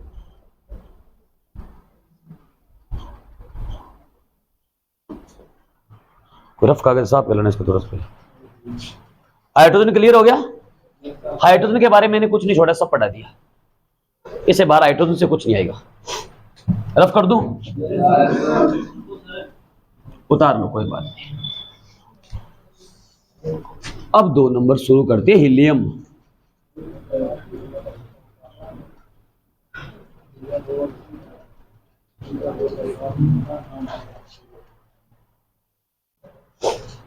हीलियम उतार लिया? रफ कर दूं?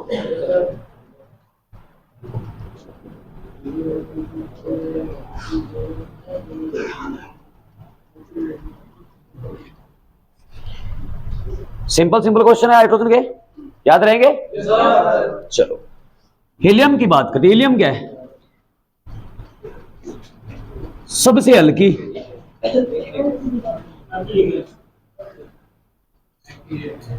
अक्रिय नाम लगाओगे या फिर निष्क्रिय बोलोगे या नोबल कहोगे। वर्ग नंबर 18 पढ़ाया था मैंने, अक्रिय गैस है, निष्क्रिय गैस है, नोबल गैस, उदासीन तत्व, शून्य वर्ग है ना, जीरो ग्रुप, अंतिम वर्ग पढ़ाया था, वही है। सबसे हल्की अक्रिय गैस पूछे तो आप कहोगे हीलियम। सबसे हल्की गैस क्रियाशील पूछे तो हाइड्रोजन, अक्रिय हीलियम। कैसी गैस है? ऐसी गैस है हीलियम, जलती नहीं है। तो फिर आप एक लाइन बना सकते हो, सबसे हल्की नहीं, हाँ सबसे हल्की सही है, ऐसे लिख लो अज्वलनशील। हाइड्रोजन तो क्या है? सबसे हल्की ज्वलनशील गैस है। ये हीलियम क्या है? ये बोलोगे एज, वो जलती है, ये जलती नहीं है। सबसे हल्की अज्वलनशील गैस वो है हीलियम। अक्रिय है तो जहां पर निर्वात उत्पन्न करवाना है, अक्रियशीलता उत्पन्न करनी है, वहां भर दो। हल्कापन पैदा कर कहां भर दो? गुब्बारों में भर दो, वायुयान के टायरों में भर दो। हल्कापन जहां पे चाहिए हल्की गैस डाल दो। अब आप कहोगे हल्की तो हाइड्रोजन है, वो डाल दो। हाइड्रोजन मान लो डाल भी दें, हाइड्रोजन तो है खुद जलती है फटफट की ध्वनि के साथ, और जैसे ही वायुमंडल की ऑक्सीजन से अभिक्रिया करेगी, ऑक्सीजन ऐसी गैस है जो जलाती है। अब आपको मैं यूं बोल दूं, गोताखोर है, गोता लगाते हैं है ना, नदी के पैंदे में जाएंगे, उनके एक स्पेशल ड्रेस पहनी होती है, पोशाक होती है गोताखोर की, पीछे ट्रॉली बैग टंगा होता है, उसके पिठू बैग होता है ना, जो उसमें छोटा टैंक होता है 4-5 केजी का, जैसे वो सेम ही टैंक होता है जो घर पे अपना टीबी वाला कोई मरीज है, श्वसन दमा का, ठीक है ना, जो सांस कोरोना वाले टाइम में मास्क लगाते थे ऑक्सीजन वाला, इसे ऑक्सीजन टैंक काला काला आता है, वो सेम बड़ा टैंक होता है जो मरीज को लगाते हैं अस्पताल में ऑक्सीजन वाला, है ना, वो छोटा टैंक है। अब गोताखोर है, गोता लगाने नदी में पैंदे में जाएगा, गोताखोर है तो सीधी सी बात है वो नदी के पैंदे में जाएगा, पैंदे में जाएगा, सोचो पानी का ऊपर से दाब कितना है? उच्च दाब, उच्च है, ऊपर से पानी का दाब भी उच्च है, और नदी के पैंदे में जा रहा, देखो भाव तो तेज है ही है, दाब भी उच्च है, तो पैंदे में जाएगा, वो गोताखोर है। जैसे आप गंगा नदी में गए तो कुछ अपने दान करते हैं ना, अपने परंपराओं के अनुसार, किसी की मरग होती है, कोई जाता है कि मैंने गंगा मैया को ये 5 का सिक्का, ये चांदी का ये दान किया, है ना, कोई मरग होता है, तो कोई कहता है मैंने यहाँ आलू की सब्जी छोड़ दी, ऐसे मतलब सिस्टम है, अलग अलग होते हैं ना, सुना होगा ना। तो वहां आप गए, आपने कुछ चांदी का सोने कोई आइटम डाला, गोताखोर कोई महंगी चीज अंदर गिर गई, गोताखोर तुरंत खड़ा होगा वहां पे, छलांग लगाए, नदी के पैंदे में जाएगा। अब पैंदे में जाएगा, सोचो वो 4-5 मिनट तो नदी के पैंदे में रहेगा, अंदर रहेगा तो सांस तो लेगा, मछली तो है नहीं जो गलपड़ों सांस ले लेगी, सांस लेगा किससे लेगा? मास्क लगा होगा उससे लेगा। तो गोताखोर गोता लगाने किस मिश्रण का उपयोग करेंगे? तो एक तो टैंक में ऑक्सीजन तो चाहिए, उसको सांस लेना होगा नीचे, तो ऑक्सीजन तो चाहिए, प्लस में उसको तैरने में हल्कापन प्रदान हो, तो हल्की गैस भर दो। अब आप सोचो सबसे हल्की गैस तो हाइड्रोजन, वो भर दो। हाइड्रोजन जलती है और ऑक्सीजन जलाती है, ये आग जलाती है, जलती है, एक जलने के लिए उतावली है, एक जलाने के लिए उतावली है। जैसे वो सांस लेगा नाक में पटाखे बजेंगे, आग लग जाएगी, तो इसलिए हल्की गैस हाइड्रोजन नहीं भरेंगे, तो हल्कापन नहीं प्रदान करो, हल्की भर दो, ऐसी हल्की भरे जो आग ना पकड़े, ये भर दो। हीलियम है अक्रियाशील, ये देखो अज्वलनशील है, जलती नहीं है, ये जलती नहीं है, ये जलती नहीं है। अब ऑक्सीजन बोलेगी कि जलना है क्या, ये बोलेगी ना घर चलो सारे, कैंसिल है काम, ये तो जलाने के लिए उतावली है पर ये क्रिया नहीं कर रही, हल्कापन भी प्रदान हो गया, सांस भी आ गया, इसलिए हाइड्रोजन नहीं भरते। कौन सी भरते हैं? तो सब में, गुब्बारों में, वायुयान के टायरों में, सब में ये भरते हैं। और ये भर दिए अगर हाइड्रोजन टायरों के अंदर, ऑक्सीजन से अभिक्रिया होगी, टायर फट जाएगा, पटाखों मार जाएगा टायर, इसलिए नहीं भरते। तो वायुयान के टायरों में,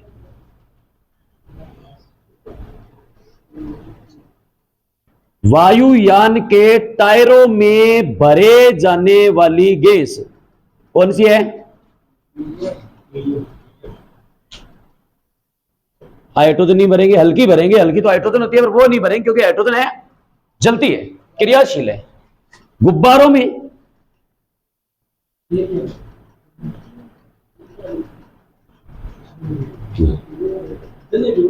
हाँ,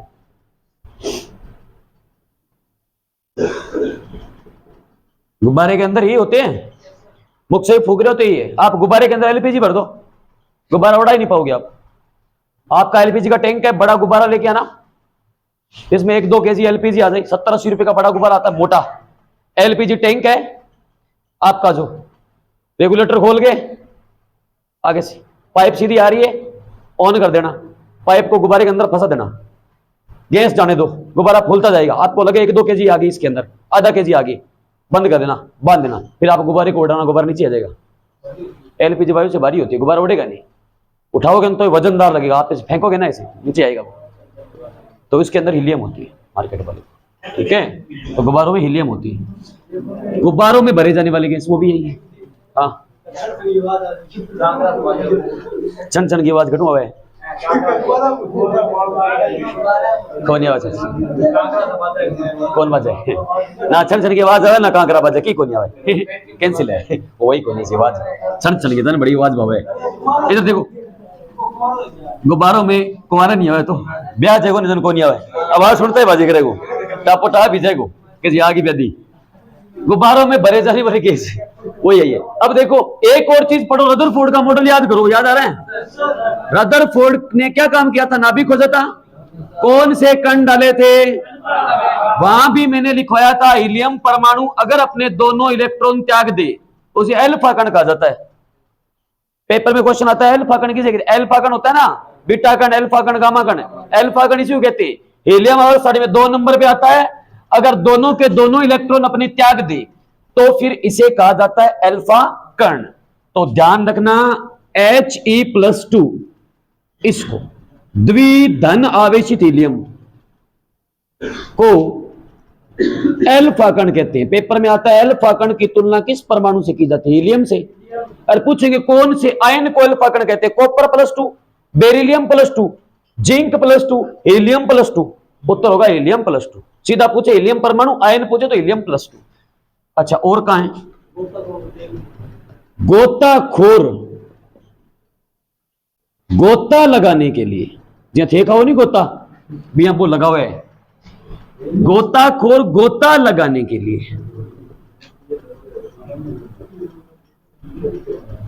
किस मिश्रण का उपयोग करते? ऐसे पूछते थे, सीधी सी बात है। गोताखोर गोता लगाने के लिए किस मिश्रण का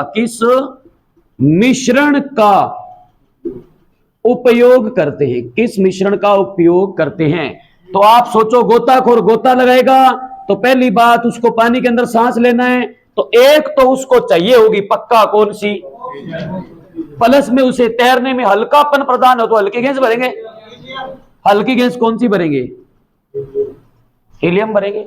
यही गोताखोर काम में लेते हैं और यही मरीज काम में लेता है। अस्पताल के कृत्रिम सिलेंडर में ऑक्सीजन सिलेंडर आता है, उसमें भी सेम टू सेम यही चीज है। अस्पताल के कृत्रिम सिलेंडर में श्वसन में काम आने वाला मिश्रण पूछते हैं, वो भी यही है। अस्पताल के कृत्रिम सिलेंडर में ना सीधी ऑक्सीजन होती तो मरीज बाहर से ले लेता। किसके लिए? ठंडक पैदा करने के लिए।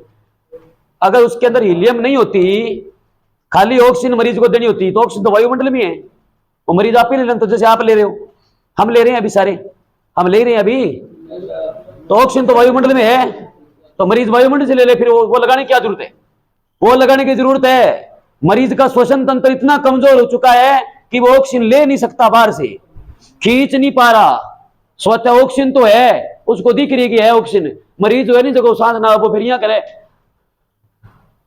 ऐसे करता है ना, तो वायु दाब से वो ऑक्सीजन ले नहीं पा रहा। ऑक्सीजन तो है, ऑक्सीजन तो बोल रही है मैं तो आ रही, आजा।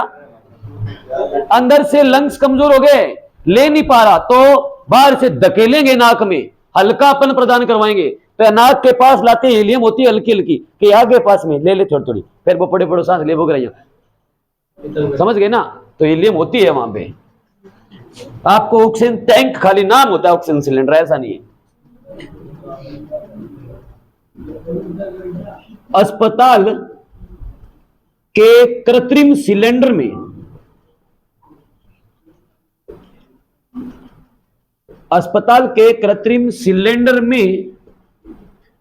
श्वसन में काम आने वाला मिश्रण काम आने वाला मिश्रण, वो भी सेम टू सेम है, ऑक्सीजन प्लस हीलियम। सूर्य के अंदर 70% तो हाइड्रोजन है, 29% हीलियम है। तो सूर्य में दूसरा सर्वाधिक मात्रा में पाया जाने वाला तत्व पूछे तो हीलियम, सर्वाधिक मात्रा में पूछे तो हाइड्रोजन है ही 70, दूसरा सर्वाधिक। रफ कर दूं?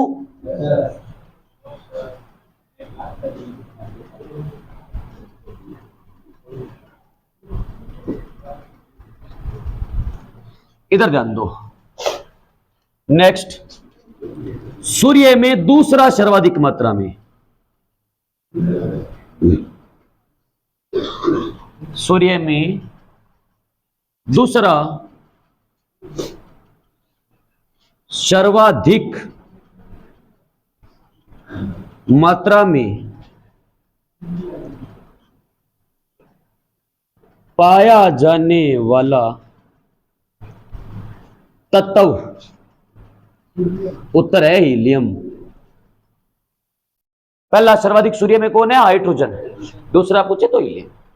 अच्छा, चंद्रमा में सबसे अधिक हीलियम है, चंद्रमा में प्रचुर मात्रा में पाया जाता है। चंद्रमा में हीलियम है, तो हीलियम है चंद्रमा के अंदर सबसे अधिक। हीलियम कैसी गैस है? अज्वलनशील, जलेगी नहीं, ताप ही नहीं आएगा, ताप ही नहीं आएगा, प्रकाश नहीं है, प्रकाश नहीं है तो चंद्रमा करेंगे नहीं। चंद्रमा पर हर कोई चला जाता है ना। पहला पैर किसने रखा, दूसरा किसने रखा, ऐसे आते हैं ना जो कि दूसरा बनी रखी हो तो बोके लगड़ो, है ना। तो चंद्रमा पे कोई भी चला जाता है, कारण चंद्रमा भी हीलियम है, हीलियम है, अज्वलनशील, जलेगी नहीं, ताप नहीं है, ताप नहीं है, प्रकाश नहीं है। तो चंद्रमा का रंग कैसा है? चंद्रमा कैसा रंग का होता है? काला। चंद्रमा है काला। चंद्रमा पे हर कोई चले जाते हैं क्योंकि प्रकाश नहीं है, ताप नहीं है, ज्वलनशील नहीं, हाइड्रोजन पे है ही नहीं वहां पे। सूर्य में तो कोई नहीं जाता, सूर्य कोई जा ही नहीं सकता क्योंकि वहां पे हाइड्रोजन है। तो चंद्रमा पे सर्वाधिक मात्रा में कौन है? चंद्रमा प्रचुर मात्रा में हीलियम है चंद्रमा के अंदर। सूर्य में दूसरा सर्वाधिक हीलियम है और चंद्रमा में सबसे अधिक हीलियम है। चंद्रमा पर क्या हो गया है? चंद्रमा पर प्रचुर मात्रा में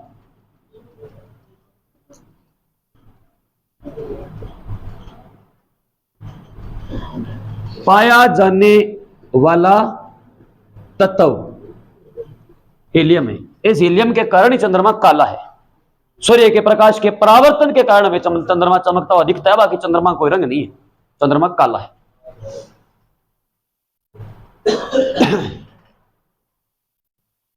अंतरिक्ष यात्री होगा ना, वो चंद्रमा को देखेगा ना, उसको काला दिखेगा ऊपर से, वो देखेगा ये चंद्रमा है ना, काला दिखेगा, गोला घूम रहा है ना, काला दिखेगा उस पर, कारण प्रकाश का प्रकीर्णन नहीं हो रहा, काला दिखेगा। ये बिल्कुल ऊपर तो जाने पर ऑक्सीजन है ही नहीं। ये थी हीलियम की खास खास बातें। क्लियर? अक्रिय गैस है तो यौगिक तो बनेंगे नहीं, है ना। साथ में लिखना चाहो तो मैंने कल बताई भी थी, बाकी आप लिख लो अगर वर्ग नंबर में लिखो तो। सबसे भारी गैस, सबसे हल्की हाइड्रोजन है, सबसे हल्की अक्रिय पूछे तो हीलियम है। सबसे भारी गैस वो है रेडोन। ए लीना की रब से फरियाद पहला वर्ग था, लास्ट वर्ग था ए नीलम और करें एक्स-रे RN। रेडोन सबसे भारी गैस है। और अक्रिय गैसों में पूछिए, सभी गैसों में कौन सी गैस वायुमंडल में नहीं होती? कल परसों बताया भी था शायद मैंने, जिनोन। कौन सी गैस वायुमंडल में, अरे वो कालू चुप हो जा रहा, पर खा सीखे कितनी बार कह दी मैं, तो को बोल रहा है वो ही कालू है। कौन सी गैस वायुमंडल में नहीं पाई जाती है? वो है जिनोन। आराम से पढ़ लो बेटे, की चीज है, बाद में बोलते रहना। अठी हो 40-50 कुंगर सारी रात, सारा दिन अठी होती, रात में अठी पड़े रहोगे सारा, बोलते रखे बोले, आड़े रखे बोले, कोई कौन कहता नहीं की। जिनोन XE, ये दो से भी अलग से लिख, इसके अंदर आपने पढ़ रहे थे क्या चीज? ए धातु में 22 है, हाइड्रोजन खत्म, हीलियम खत्म, लिथियम धातु थी खत्म, बेरिलियम बोरोन धातुएं आ गई। 6 नंबर पे तीसरी यह धातु आती है कार्बन। ठीक है, आगे वाली यह धातु है कार्बन। कार्बन पे पूरा टॉपिक है, 4 लेसन है पूरे कार्बन पे। तो कार्बन पूरा इसी के अंदर ही खत्म कर लेते हैं।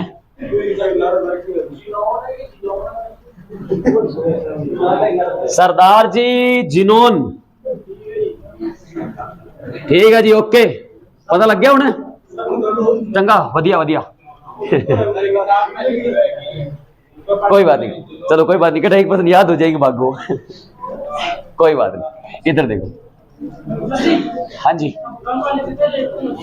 है, हाँ जिनोन भूकंप से पहले रेडियो एक्टिव स्केल होता है ना, उससे मापन किया जाता है इसका। चलो तीसरी आय धातु शुरू करते, लिख लिया जिनोन? रिएक्टर स्केल होता है भूकंप की तीव्रता मापन करने वाला, कौन होता है? रिएक्टर स्केल, जिनोन उपलब्ध होती है, उसकी मात्रा मापी जाती है।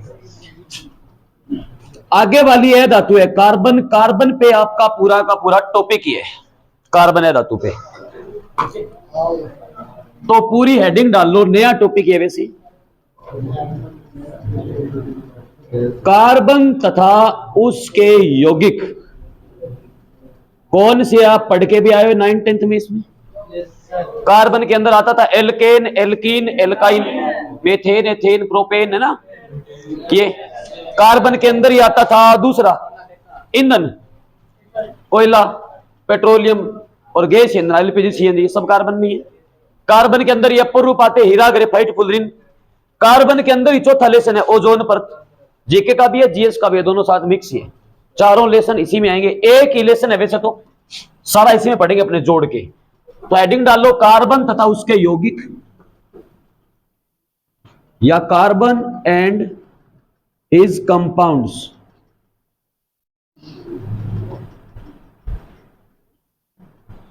देखो पहली बात, कार्बन क्या है, पहचान क्या है?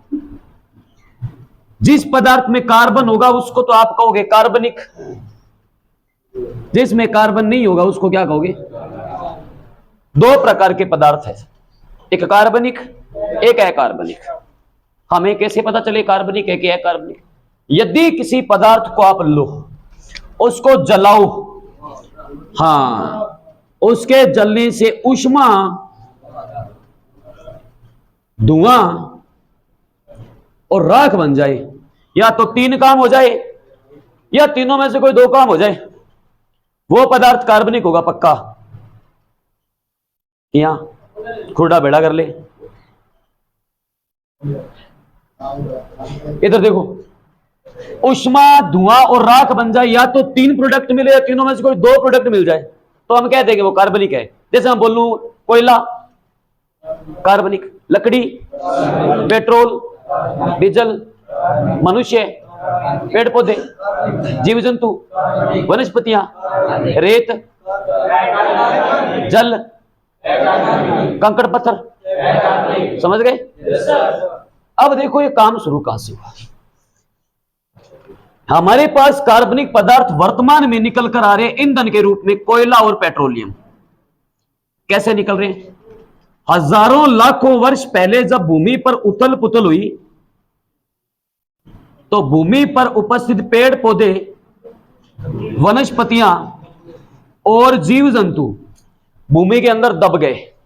हजारों लाखों वर्ष पहले की बात है, दब गए।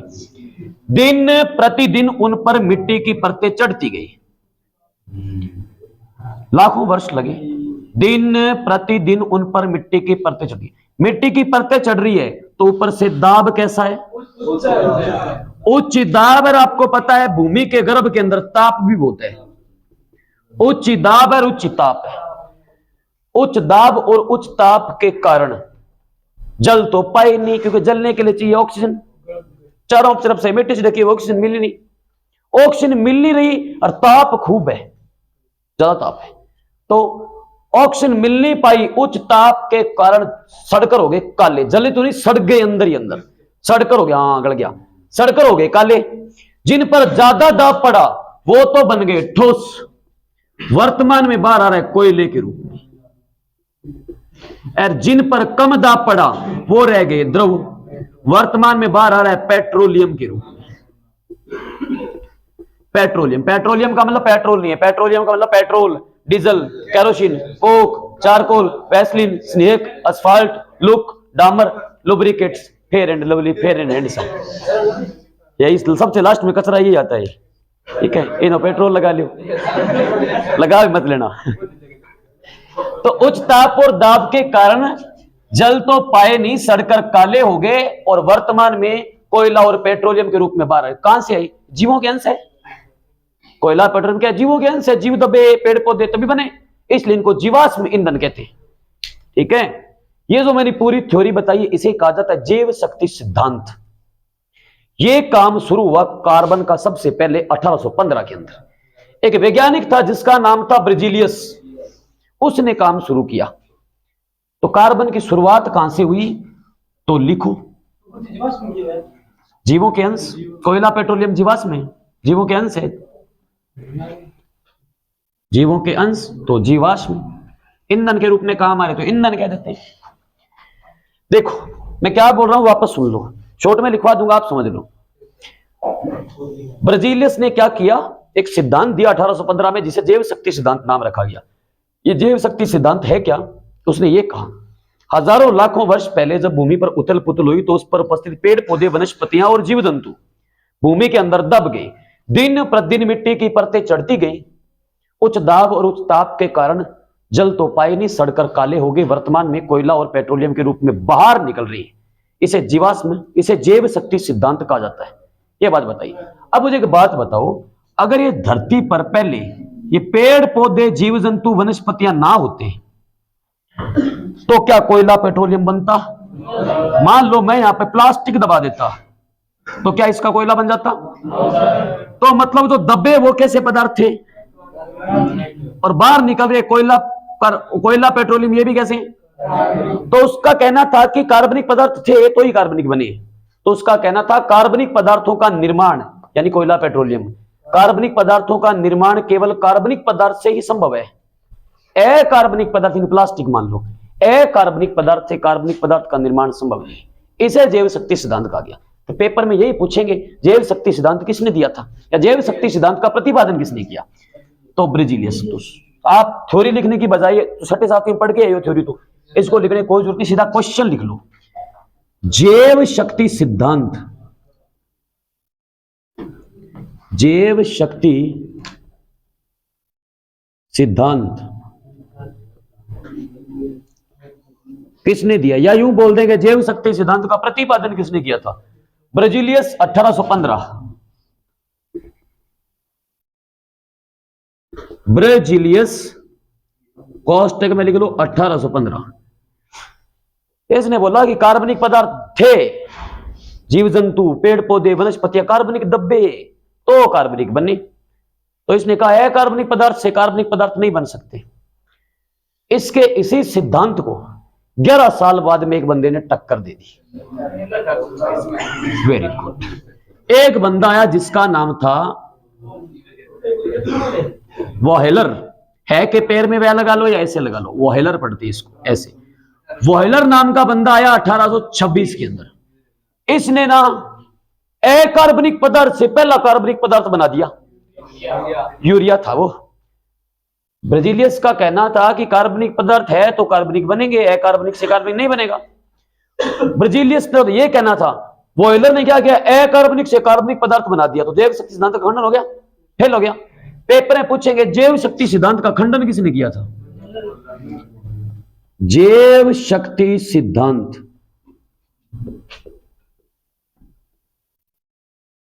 का खंडन किसने किया? वोहेलर ने किया 1826 से। कैसे किया? यूरिया निर्माण से किया था, यूरिया बनाई थी, यूरिया निर्माण से। प्रयोगशाला में इसने क्या किया था? अकार्बनिक पदार्थों से, यानी इसने पोटेशियम साइनेट और अमोनियम सल्फेट, अमोनियम सल्फेट और पोटेशियम साइनेट दो यौगिक मिलाकर के इसने यूरिया बनाई थी, 1826 में बनाई थी। इससे जैव सिद्धांत फेल हो गया। तो देखो पेपर में पूछे प्रकृति का प्रथम मानव निर्मित कार्बनिक पदार्थ। हमारे पास आज कार्बनिक पदार्थ बहुत है आज तो हजारों हैं, धरती पर सबसे पहला कार्बनिक पदार्थ हमने बनाया था यूरिया। आदमी ने बनाया तो सिंथेटिक है, कृत्रिम है, नेचुरल तो नहीं है। तो क्या बोलेंगे, पेपर में यह भी क्वेश्चन बनता है, प्रकृति का प्रथम मानव निर्मित कार्बनिक पदार्थ कौन है? यूरिया है। और यूरिया का निर्माण किसने किया? ऑयलर ने किया। कब किया था? 1826। मानव निर्मित कार्बनिक पदार्थ पूछे तो यूरिया। अगर पूछे प्राकृतिक तो वो सेल्यूलोज है। कैसे? धरती पर दो जगत है, देखो, जंतु जगत, पादप जगत। तो जब से सृष्टि का निर्माण हुआ तो आप मुझे ये बताओ, पहले पेड़ पौधे आए कि जीव जंतु आए? पहले पेड़ पौधे आए होंगे, पादप जगत, फिर उन पर आश्रित होने वाले धीरे धीरे जीव विकसित हुए। धरती पर पहले पादप जगत आया। पादप में होती है कोशिका भित्ति, हमारे अंदर होती है कोशिका झिल्ली, और पादप कोशिका भित्ति बनती है सेल्यूलोज से। सेल्यूलोज आपने देखा होगा, मैंने बहुत बार आपको बताया, कोई पौधा होगा, उसकी कोई पादप, उसका तना जो होगा, उसकी छाल उतार लेना, छोड़ा। छाल उतारने के बाद में नीचे आप नाखून से पूरे दोगे ना, सफेद सफेद कड़े कड़े रेशे से निकलेंगे, वो सेल्यूलोज ही है। उसको जलन से उसमें धुआं राख बनेगा, तो वो कार्बनिक है। वो हमने बनाया क्या? ना, नेचुरल है, प्रकृति की देन है। तो प्रकृति का प्रथम प्राकृतिक कार्बनिक पदार्थ पूछे तो वो सेल्यूलोज, जबकि मानव निर्मित पूछे तो वो है यूरिया। लिख लो, प्रकृति का